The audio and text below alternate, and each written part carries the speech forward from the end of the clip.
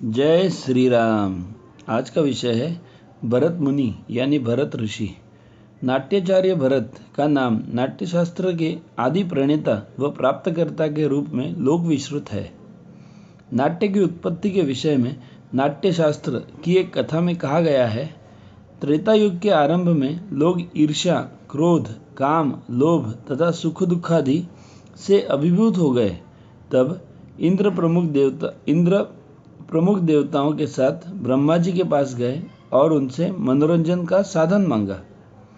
समाधिस्थ हो ब्रह्मा जी ने ऋग्वेद से पाठ्य, सामवेद से गीत, यजुर्वेद से अभिनय तथा अथर्ववेद से रस ग्रहण कर नाट्य नामक पंचम वेद की रचना की। ब्रह्मा जी ने इंद्र को 10 रूपों वाले नाट्य को प्रयुक्त करने को कहा।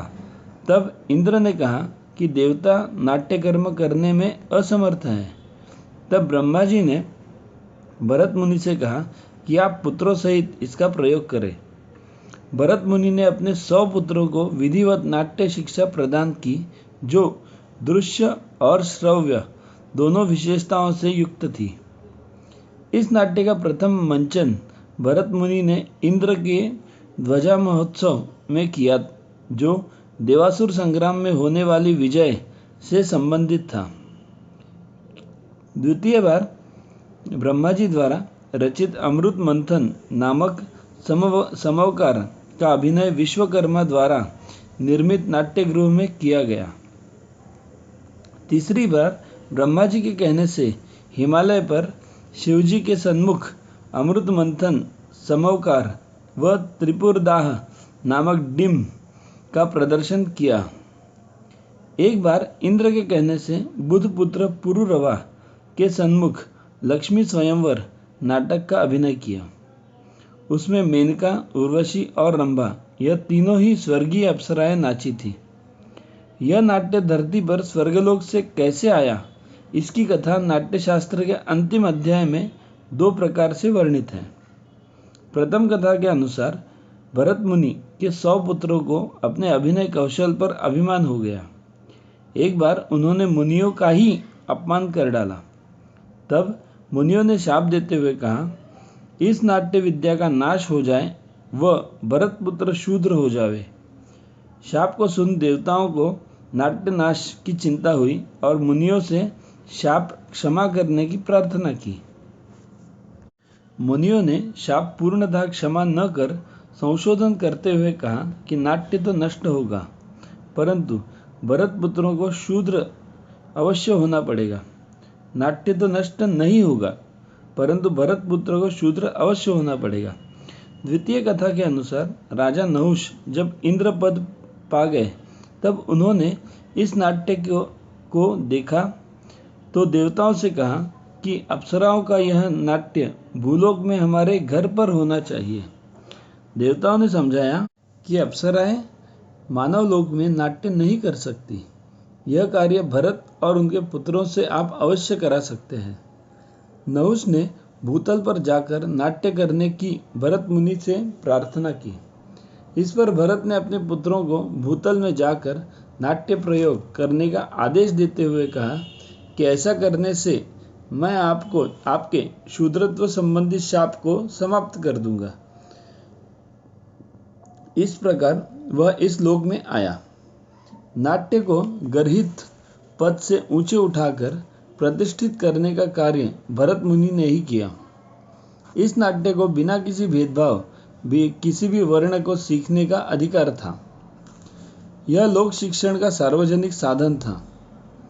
इसके माध्यम से सभी जन आनंदपूर्वक आचार शिक्षा प्राप्त कर सके। प्रकारांतर से समाज के सभी वर्गों को वेदाधिकारी बना दिया। आचार्य भरत की देन बहुमुखी है।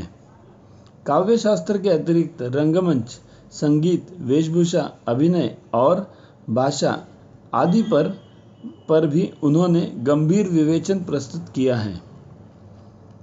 भरत न केवल नाट्य और रंगमंच के आदि आचार्य हैं, प्रत्युत काव्य शास्त्र के भी प्रथम आमनायकार हैं। भरत के काव्य शास्त्रीय चिंतन का प्रारंभ नाट्य शास्त्र के प्राप्त होने वाले एतद्विषयक विवेचन से ही माना जाता है।